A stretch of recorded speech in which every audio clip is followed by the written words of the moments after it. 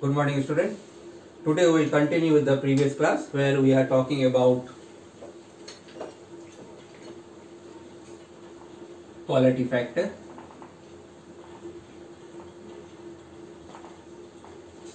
There is one more term, student, sharpness. This depends on R. Higher the value of R,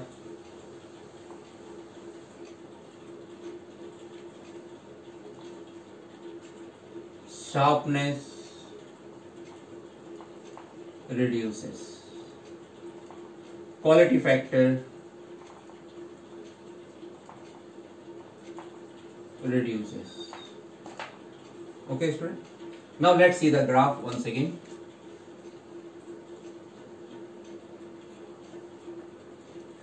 This is student P average power and this is frequency. We have a graph like this.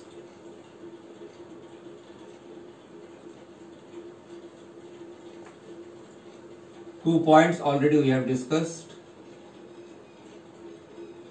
Omega 1, omega 2. This point is P maximum upon 2. This is P maximum. This range is known as power bandwidth, student.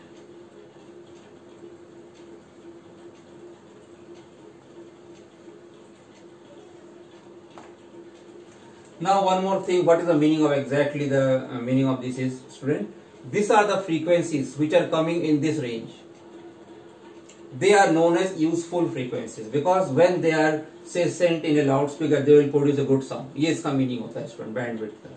मतलब वो सारे useful frequencies होती हैं जो जिसका sound अच्छा आएगा किसी भी स्पीकर में. ये इसका मीनिंग है. यूजफुल फ्रीक्वेंसीज को कहते हैं, इसलिए उनको बैंडविड्थ का नाम दिया गया है. अब ये जो क्वालिटी फैक्टर है इसको डिफाइन किया गया है बैंडविड्थ अपॉन रेजोनेंस फ्रीक्वेंसी. और इसका एक और फॉर्मूला भी है student, L upon C 1/R. तो जैसे जैसे हम R को बढ़ाएंगे क्वालिटी फैक्टर कम होती जाएगी. मान लो ये ग्राफ बना है R पे. ये स्टूडेंट ध्यान रखना, हम बात कर रहे हैं सीरीज LCR सर्किट की. हम जैसे जैसे R बढ़ाएंगे स्टूडेंट तो क्या होगा, इसकी जो शार्पनेस है वो कम होती जाएगी स्टूडेंट.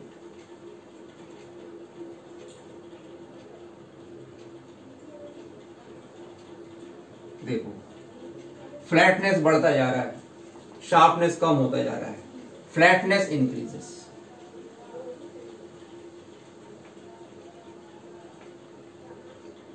ये R हम बढ़ा रहे हैं, पहला R है तो दूसरा हो जाएगा से 2R. ये कोई और R हो सकता है, मतलब R बढ़ता जा रहा है. शार्प रेजोनेंस फ्रीक्वेंसी सेम है स्टूडेंट, ये बढ़ता जा रहा है स्टूडेंट. ये आपको याद रखना है अबाउट R कि रेजोनेंस फ्रीक्वेंसी R पे डिपेंड नहीं करती है लेकिन क्वालिटी R पे डिपेंड कर रही है student. That is the meaning. Now student we have one more formula which has been derived. वो फॉर्मूला हमारा ये आया था,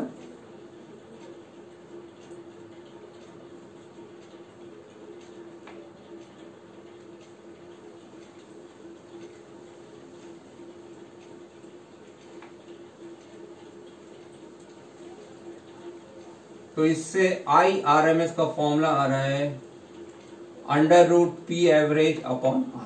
ये एवरेज पावर है स्टूडेंट, पावर का टर्म है. अब स्टूडेंट क्वेश्चन ये है कि जब हम फ्रीक्वेंसी ओमेगा 1 पे आ रहे हैं तो पावर हाफ हो जा रही है मैक्सिमम का. ठीक है, क्या करंट भी मैक्सिमम के हाफ हो जाएगी यहां पे आने से इस फ्रीक्वेंसी पे? Will the current will also become half of the maximum?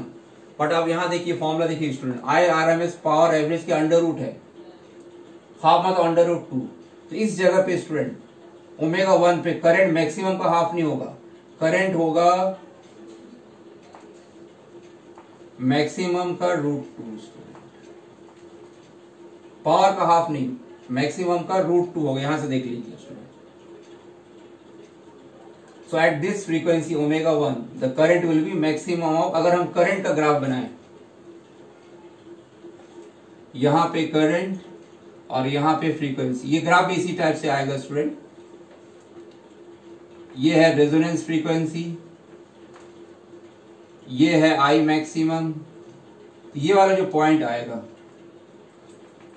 जिसको हमने बैंडविड्थ में डिफाइन किया है, ये आएगा, मैं यहां लिख रहा हूं, I maximum upon √2।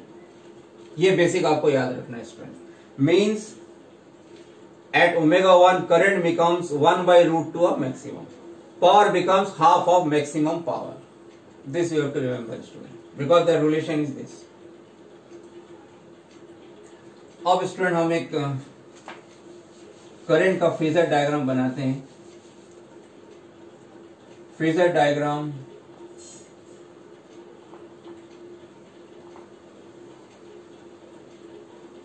Eight resonance. ये हमारे पास सर्किट है स्टूडेंट।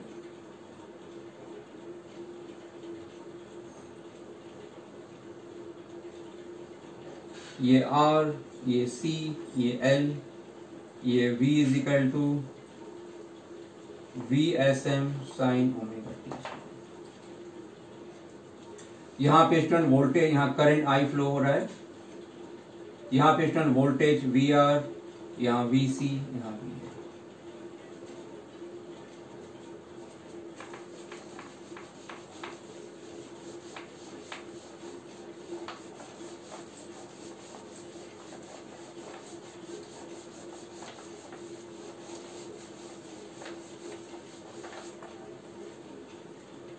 अब स्टूडेंट फिर से फेजर वाला जो रूल है वो है student VS is equal to VR plus VC plus VL। ये रूल याद रखना स्टूडेंट। ये है वेक्टर सम, मतलब vector sum of this and this will be equal to this. Vector sum है स्टूडेंट, ये बेसिक आपको याद रखना है।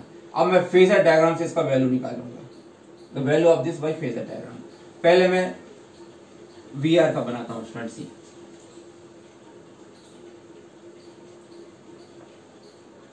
ये स्टूडेंट मान लेते हैं करंट है, फेजर डायग्राम करंट का स्टूडेंट, ठीक है। रेजिस्टेंस में करंट और वोल्टेज एक ही फेस में है, तो मैं यहां बना रहा हूं वोल्टेज अक्रॉस R। ये स्टूडेंट VRM। M का मीनिंग स्टूडेंट याद है ना, कि जो लेंथ होती है वेक्टर की वो मैक्सिमम वैल्यू होती है उसी की, तो इसलिए मैंने maximum value of voltage M लिख दिया है। अब स्टूडेंट कैपेसिटर में करंट वोल्टेज के पीछे रहता है, कैपेसिटर में, सॉरी स्टूडेंट, कैपेसिटर में करंट वोल्टेज के आगे करता है, करंट लीड्स द वोल्टेज। तो करंट वोल्टेज को लीड करेगा, मतलब कैपेसिटर वोल्टेज नीचे आना चाहिए। ये स्टूडेंट क्या हो गया, VCN। फिर से स्टूडेंट वोल्टेज अक्रॉस कैपेसिटर, लेकिन मैक्सिमम वैल्यू, मैंने पूरा लेंथ लिया वेक्टर का। Voltage across inductor, voltage leads the current, voltage आगे रहती है करंट के, करंट यहां पे है तो 90 डिग्री आगे, मतलब करंट ऐसा आएगा, वोल्टेज ऐसा आएगा स्टूडेंट। ये वेक्टर हो गया VLN। अब हमारे पास देखो स्टूडेंट तीन वोल्टेज है, VLM, VCM, VRM। इन तीनों का जो रिजल्टेंट होगा वो होगा VS, और वहां हम लिखेंगे VSM स्टूडेंट। अब एट रेजोनेंस, रेजोनेंस में स्टूडेंट क्या होता है,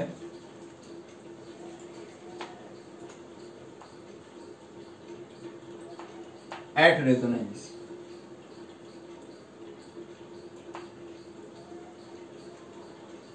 जो XL है वो इक्वल टू हो जाती है XC के।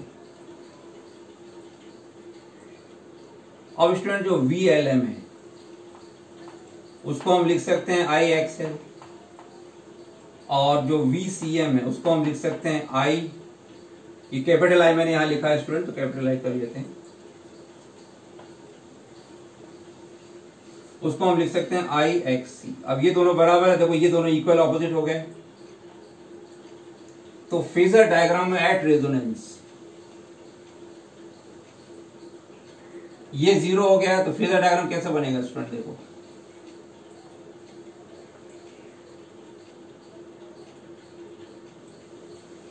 ये R का है स्टूडेंट, तो जो V होगा फेजर डायग्राम को यहां यहीं पे आएगा।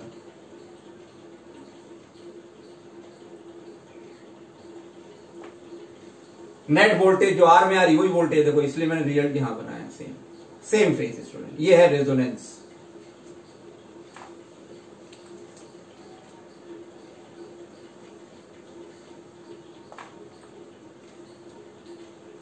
और ऐसे यदि हम V का वैल्यू यहां से लिखना चाहें स्टूडेंट तो क्या होगा देखो स्टूडेंट, इन तीनों का वेक्टर सम।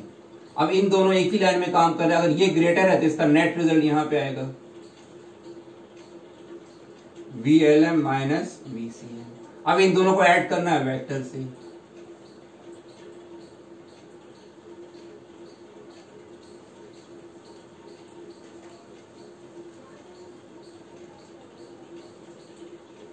ये डायगोनल है स्टूडेंट, डायगोनल है ये है VSM। तो आप VSM कैसे लिखोगे student, Pythagoras theorem, under root VRM square plus VLM minus VSM।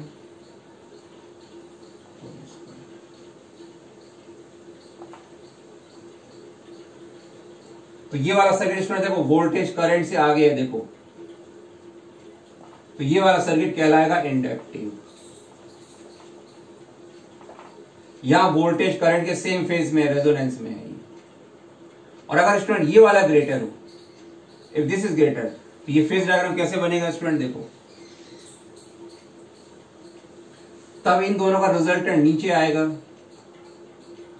और इन दोनों को अपन ऐड करेंगे वेक्टर से, तो ऐसा आएगा स्टूडेंट, ये आएगा VSM। अब देखो करंट से वोल्टेज पीछे हो गया स्टूडेंट, तो ये वाला सर्किट ये कहलाएगा कैपेसिटिव, ये हो जाएगा इंडक्टिव, ये कहलाएगा रेजिस्टिव सर्किट। ये तीन कंडीशन है स्टूडेंट अलग अलग। अब स्टूडेंट ये वाली कंडीशन कब होगी, व्हेन, इसको भी समझ लो।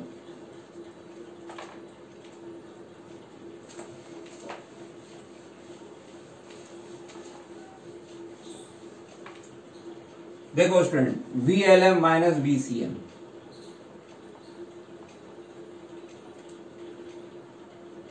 VLM होता है IXL, मतलब ये तब होगा जब XL is greater than XC, ये तब होगा। अब स्टूडेंट XL क्या होता है, ओमेगा L, और XC क्या होता है,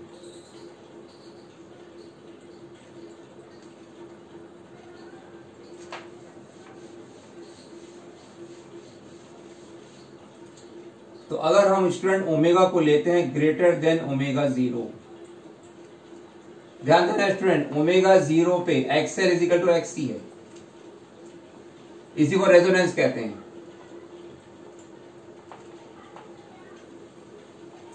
और मैंने इंक्रीज कर दिया, तो इंक्रीज करने से क्या होता है, देखो ये बढ़ जाएगा, ये कम हो जाएगा स्टूडेंट। तो ये कंडीशन कौन सी हो गई, ये वाली हो गई। मींस ये जो केस है ओमेगा ग्रेटर देन ओमेगा 0, ये वाला केस कहलाएगा इंडक्टिव। इसमें ये वाला ग्राफ आएगा स्टूडेंट, बिकॉज ये वैल्यू ज्यादा रहेगी इसकी। क्यों ज्यादा रहेगी देख लो आप। अब अगर मैं ओमेगा को कम करता हूं ओमेगा ओ से, तो ओमेगा कम होने से ये क्वांटिटी बढ़ जाएगा स्टूडेंट XC, ये कम हो जाएगा। अब ये केस ये वाला बन जाएगा, so this will be known as capacity.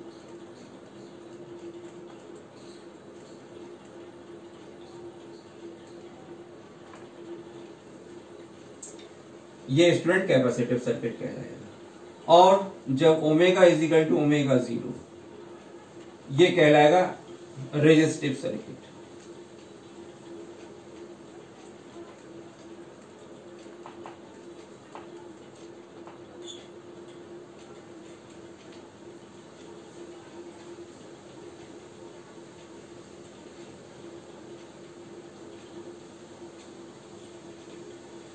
Okay student, so this is the quality factor, this is about the bandwidth. Quality factor का थोड़ा सा और डिटेल मीनिंग मैं ले लेता हूं स्टूडेंट। क्वालिटी फैक्टर का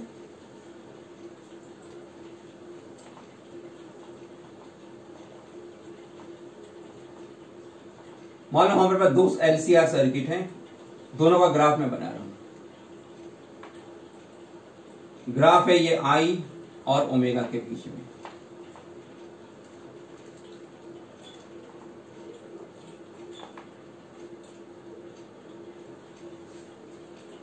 एक ये जो ग्राफ है स्टूडेंट, इस ग्राफ का नाम है रेजोनेंस कर्व। एक ग्राफ ऐसा आया, दूसरे के सर्किट ग्राफ ऐसा आया।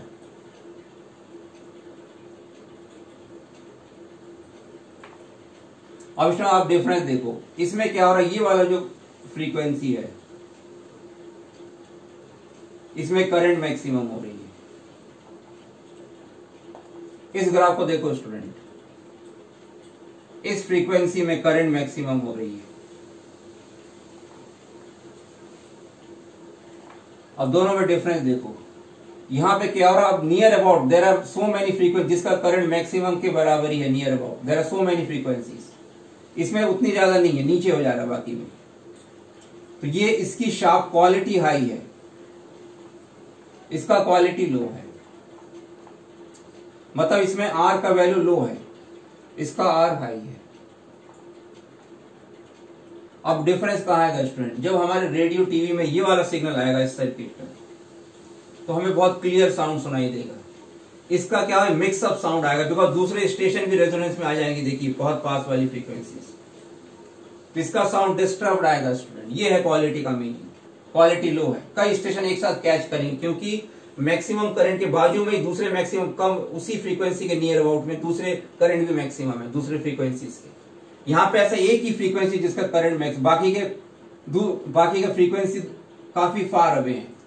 तो ये जितना ज्यादा शार्प होता जाएगा उतनी क्वालिटी हाई होती जाएगी। इसमें हाफ पावर में काफी नीचे आ जाएगा फ्रीक्वेंसी, मतलब आपको सिर्फ एक ही फ्रीक्वेंसी कैच करेगा आपका स्टेशन, रेडियो या टीवी। ये है क्वालिटी का meaning student, this is the meaning of quality student.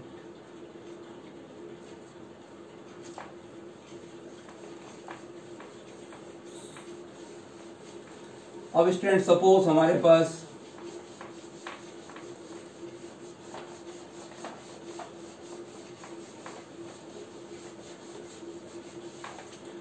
एक ऐसा सर्किट है, suppose student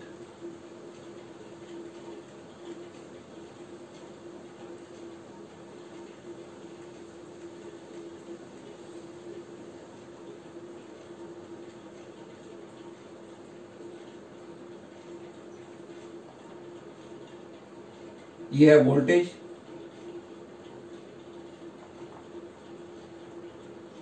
sine omega T. Okay, यहां से करंट जा रही है I1 I2। हमें ये करंट निकालना है स्टूडेंट। ध्यान रखना स्टूडेंट, यहां पे फेजर डायग्राम काम करेगा। तो जो करंट का वैल्यू होगा student I1 I2 plus I3, but vector sum होना चाहिए स्टूडेंट। फेजर डायग्राम से आएगा स्टूडेंट, डायरेक्टली नहीं आएगा।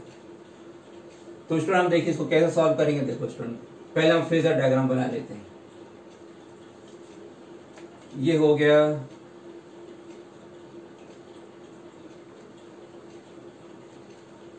गया स्टूडेंट वोल्टेज अक्रॉस रजिस्टर।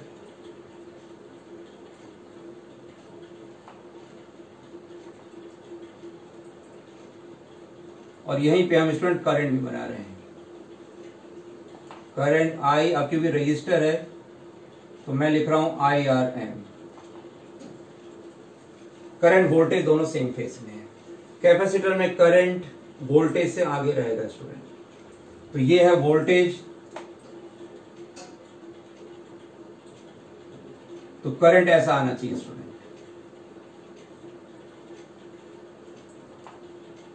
तो ये मैं कैपेसिटर का लिख रहा हूं ICM। इंडक्टर में वोल्टेज करंट के आगे रहेगा स्टूडेंट। तो ये करंट है तो वोल्टेज इसके आगे ये रहेगा स्टूडेंट।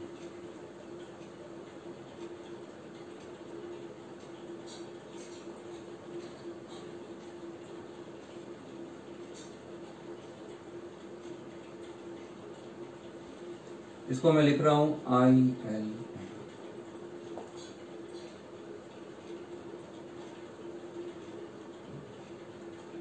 ओके स्टूडेंट, अब स्टूडेंट ILM को मैं क्या लिख सकता हूं? मैक्सिमम करंट ऑफ इंडक्टर कितना होता है स्टूडेंट? इसको मैं लिख सकता हूं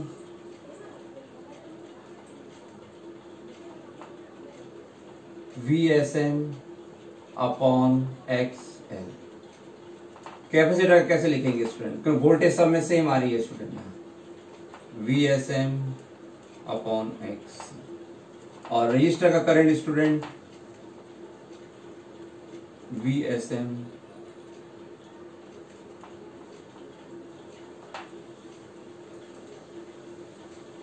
अब हमें इन तीनों का फेजर वो चाहिए total student. Suppose this is greater, तो इसका नेट करंट ये आ जाएगा स्टूडेंट ILM माइनस ICM। अब इन दोनों का वेक्टर सम,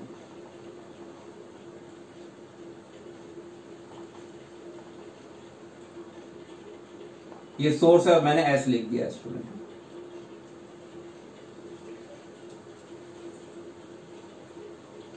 अब स्टूडेंट देखो वेक्टर सम, देखो यहां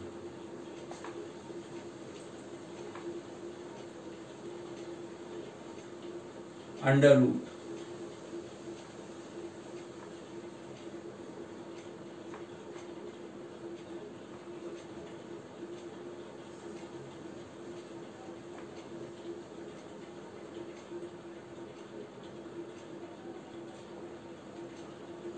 अब इसको स्टूडेंट इसका वैल्यू रखेंगे अपन,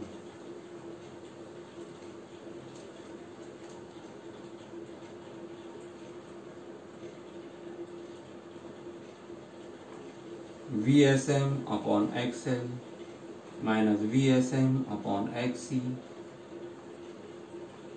plus VSM upon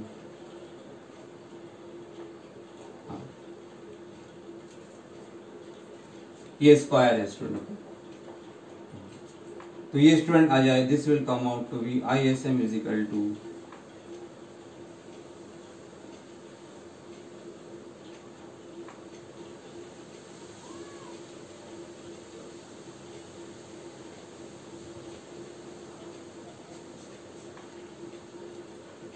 one upon XL minus 1 upon XC whole square plus 1 upon R, ये पूरा अंडर रूट है student.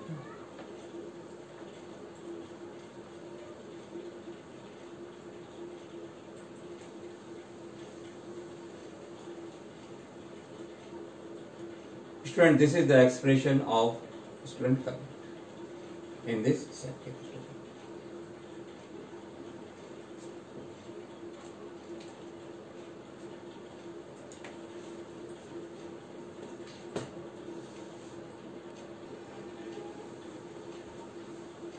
So student, here the expression you must have understood it. Here student I have written VRM, and this VRM is same as, remember student, it is VSM also, okay, because source voltage appears across resistance with the same phasing current. One more thing student, here R I have given the name I1, so this is actually I1 student. C I have written I2, this is I2 student, and this is I3 student. So this is the value of maximum current, but I want the value this current, this I want student. So how I will write this student? See, now I can write like this, IS will be equal to I sin omega t plus phi. Now student see, the value of ISM already we got it, but this phi. So now you compare this equation with this source equation, student, source voltage. See, there is a phase difference between this voltage and this current, phi. So this phi is here, student. See, VSM, this is current. See, this is phi, student. So from this triangle, if I calculate, student,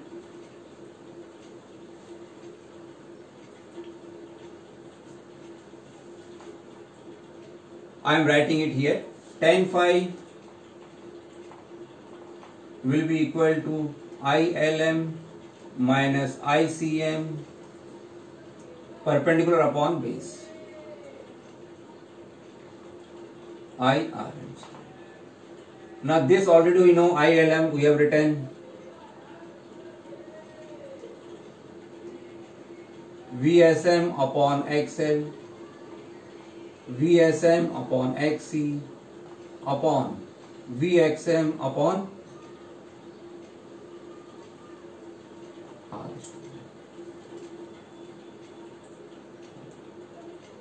So student, if you simplify this, VSM will cancel, you will get the value of 5. So thus we got the expression of current. Like this student, by the help of phasor diagram, you can solve any numerical of this kind. Here once again the phasor diagram student, this line I have taken voltage across the resistor, current across the resistor, same phase, and this is also the net voltage which is appearing across the resistor student, VSM. The maximum voltage of resistor also here. Then I have drawn the current, this is current, so capacitor, the current across the capacitor leads the voltage by 90 degrees, so current of the capacitor I have drawn it here student.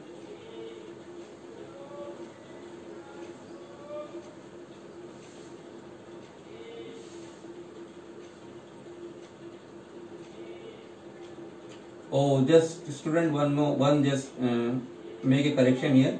Since I have drawn the voltage here and in capacitor current is leading student, so just make a correction student here.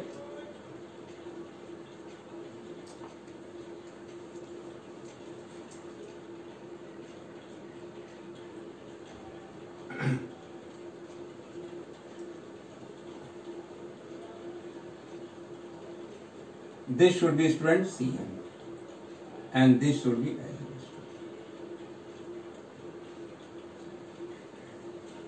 Just make this correction student in this figure.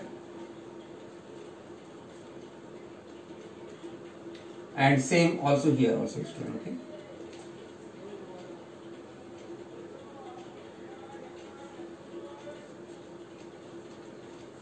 Just L and Cr has to be interchanged student.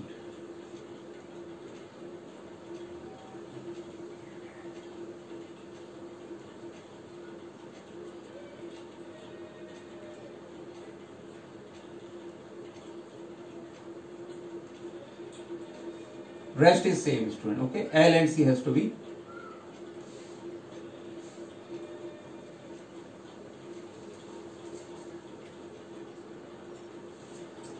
This is C, this is L student.